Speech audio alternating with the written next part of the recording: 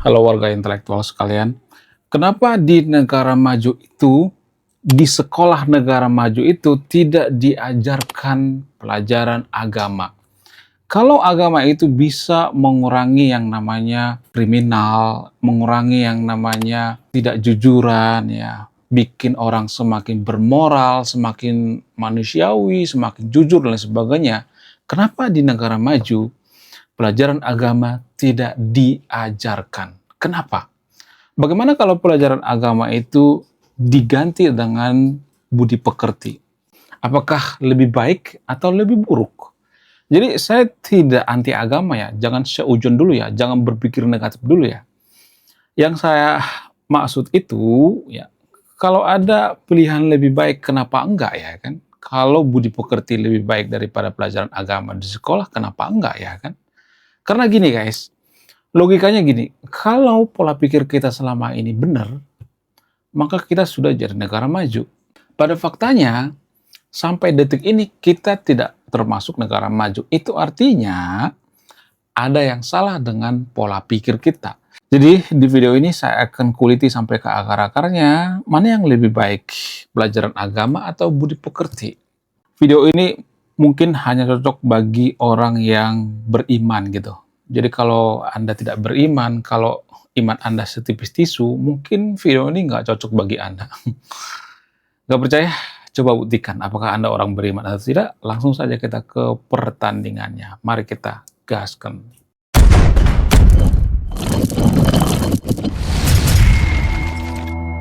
Menurut penelitian, menurut data dari UNESCO, UNESCO mengatakan yang bikin seseorang itu semakin baik, semakin toleran, semakin berperilaku jujur, dan lain sebagainya, biasanya itu dipengaruhi oleh lingkungan, humanisme, dan lain sebagainya. Jadi, UNESCO mengatakan nggak ada hubungannya dengan agama gitu. Gue bukan anti agama ya. Ya, nggak jadi masalah kalau Anda beragama, nggak jadi masalah. Kalau misalnya lu belajar agama di rumah, nggak jadi masalah. Maksud gue gini, ya apa nggak lebih baik ya ajaran agama itu yang ada di sekolah itu diajarkan di rumah aja gitu ya. Lebih baik diganti dengan budi pekerti atau diganti dengan mata pelajaran lain misalnya seperti filsafat gitu ya. Seperti pelajaran AI gitu ya. Menurut kalian gimana? Saya tidak anti agama ya, jangan berpikir yang aneh-aneh dulu ya. Kalau agama itu mengajarkan kejujuran, kedewasaan, ya saya nggak anti agama. Saya sangat suka dengan orang yang beragama. Ya, kemudian selain itu, kalau misalnya kita berpikir rasional, ya mohon maaf bagi yang video ini ya, nggak semua tapi disclaimer on ya. Orang-orang di Jepang itu mereka nggak peduli dengan agama gitu. Saya tidak nyuruh yang nonton video untuk tidak peduli dengan agama ya. Tapi kalau kita perhatikan di sekolah itu nggak ada tuh pelajaran agama gitu. Nggak ada pelajaran agama. Mana coba? Coba bantah pakai data. Tapi mereka jauh lebih jujur kok ya. Laptop ketinggalan di bandara, 90% balik.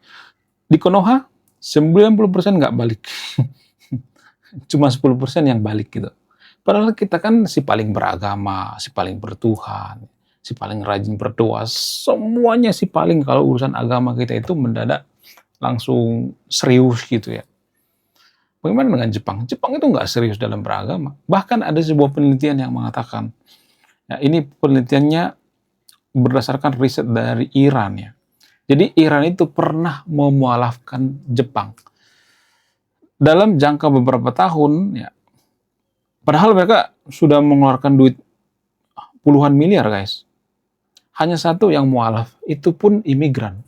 Itu artinya orang Jepang itu nggak peduli dengan agama luar. Tapi bukan berarti mereka itu tidak bertuhan ya. Orang Jepang itu juga ada yang bertuhan gitu ya, atau punya jiwa spiritualis ya. Walaupun ya mayoritas mereka tidak percaya dengan Tuhan. Mereka punya jiwa spiritualis gitu ya. Apa agama mereka? Agama mereka itu Bushido, semangat Bushido, agama Shinto dan lain sebagainya. Ya, jadi semangat Bushido ini adalah budi pekerti. Nah, ini yang jarang dibongkar. Apa isi daripada semangat Bushido? Semangat Bushido ini mirip-mirip seperti budi pekerti ya. Makanya saya menulis buku ya, judulnya Budi Tanpa Pekerti ya. Jadi isi daripada buku ini menjelaskan bahwa negara kita itu butuh yang namanya budi pekerti. Ya mirip-mirip seperti yang terjadi di Jepang zaman dulu ya, ketika Jepang dibombardir oleh Amerika, mereka tetap setia dengan ajaran leluhur mereka gitu ya, yaitu semangat Bushido. Itulah yang menyelamatkan Jepang.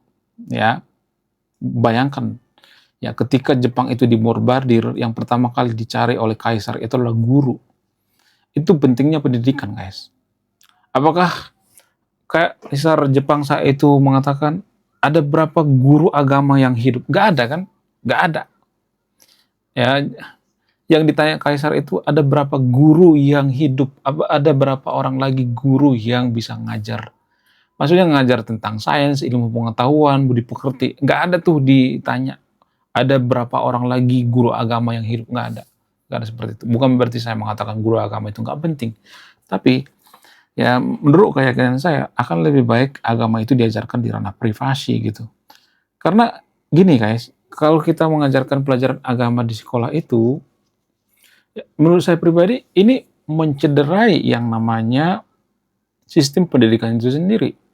Pendidikan itu kan nggak berhubungan dengan yang namanya masalah agama atau keyakinan gitu.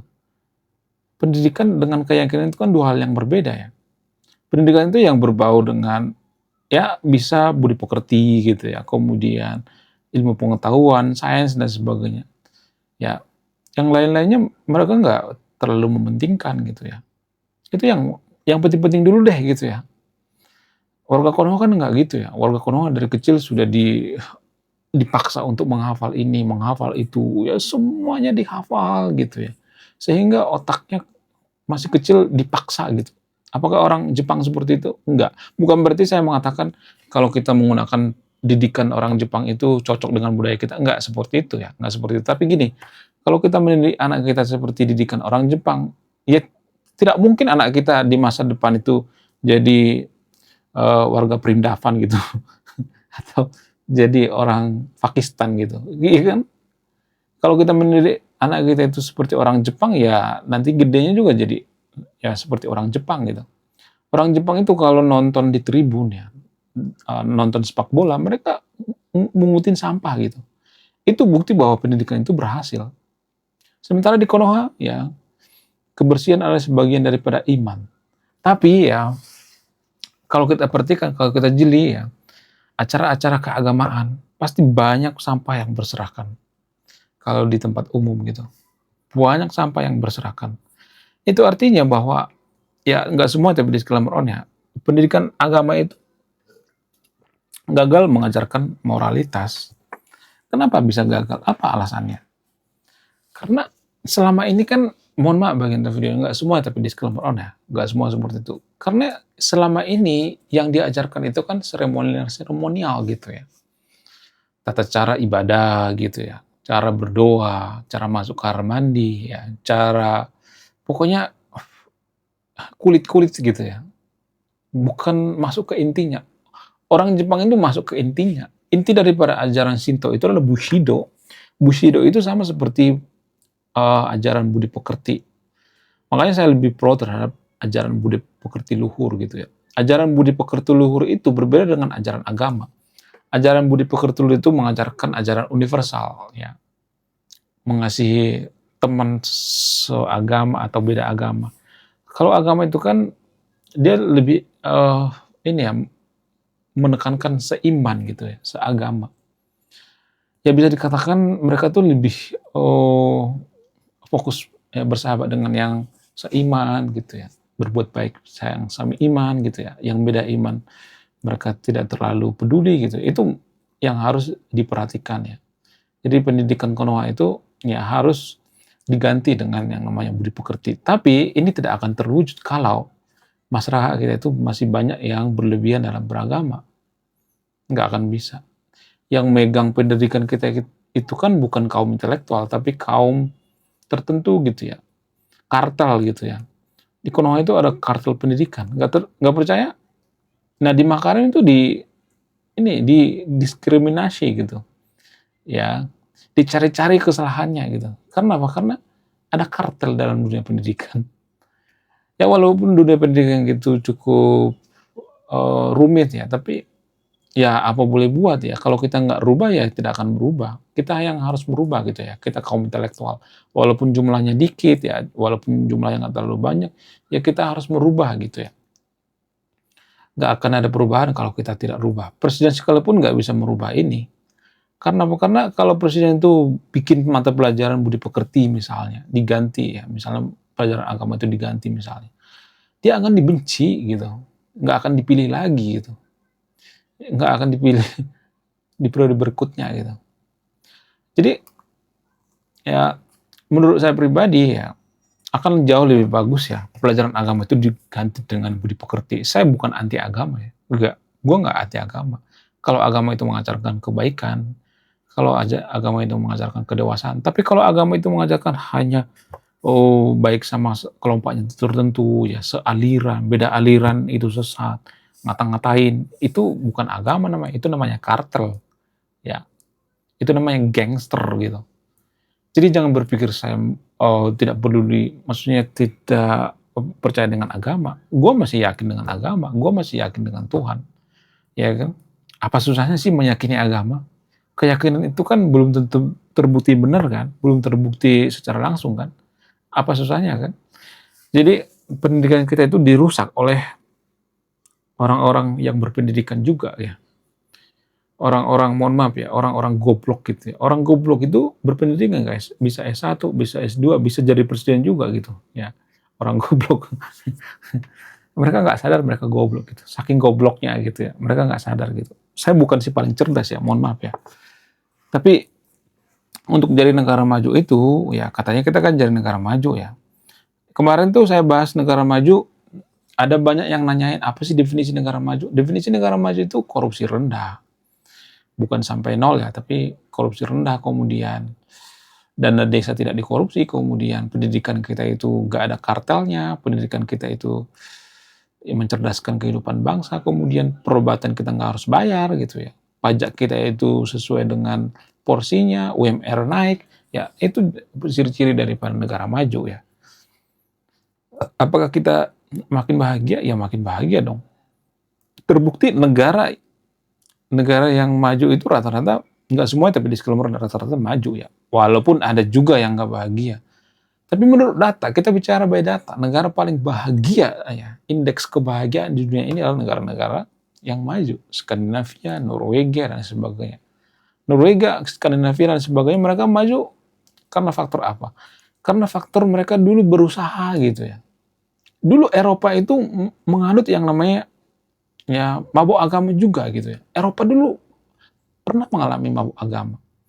Walaupun di sana mayoritas Kristen, Kristen juga bisa mabuk agama guys. Jangan ini ya, jangan berpikir bahwa Kristen nggak mabuk agama. Ya, disclaimer on ya, nggak semua tapi disclaimer ya. Pada saat Eropa zaman kegelapan, pendidikan di Eropa juga dikuasai oleh agama. Semuanya dikuasai oleh agama, pemerintahan dikuasai oleh agama, makanya Eropa itu mengalami zaman kegelapan. Jadi kalau agama itu terlalu mengurusi segalanya itu gelap kitanya. Saya bukan anti agama, tapi sejarah itu berulang. Kita harus baca sejarah gitu. Ya, itu yang terjadi di Eropa. Dan itu yang diulangi oleh warga Konoha. Kenapa kita mengulangi kesalahan Eropa? Ya karena kita malas membaca. Makanya ada pepatah mengatakan, orang yang tidak belajar dari pengalaman itu akan dihukum menggunakan peristiwa, akan dihukum menggunakan sejarah gitu. Ya, akan digilas oleh sejarah karena sejarah itu berulang, guys. Ya, jadi menurut keyakinan saya lebih baik ajaran budi pekerti itu diajarkan di sekolah daripada agama. Karena gak ada data atau bukti yang mengatakan kalau kita belajar agama di sekolah makin bermoral, ya makin berkurang kriminalitas, ya makin jujur, nggak ada. Kalau ada coba kasih datanya. Saya akan bahas di next video. Saya benar-benar fair gitu. Saya tidak berpihak pada siapapun di sini ya. Saya benar-benar netral gitu ya. Menurut kalian gimana? Coba tulis di komentar ya. Saya tidak akan berpihak di video ini. Anda yang menyimpulkan. Belum kita lanjut. Jadi guys, kemarin ada yang nanya, lu apa sih kontribusinya bagi negara ini? Lu kontribusi saya ini guys ya. Nulis buku, judulnya Budi Tanpa Pekerti. Ini temanya bahas tentang agama. Kemudian sama luka. Kisah dalam buku ini ada seorang kiai bingung memilih antara menyelamatkan hutan atau menyelamatkan 1000 anak yatim. Link pembeliannya ada di pin komentar video ini. Jadi endingnya apa ya? Saya penasaran ini. Saya jadi penasaran ini isinya apa. Beliau juga beli ini. Link pembeliannya ada di pin komentar video ini. Oke guys, sekian video ini. Terima kasih sudah memahami. Saya Warga Intelektual. Salam rasional.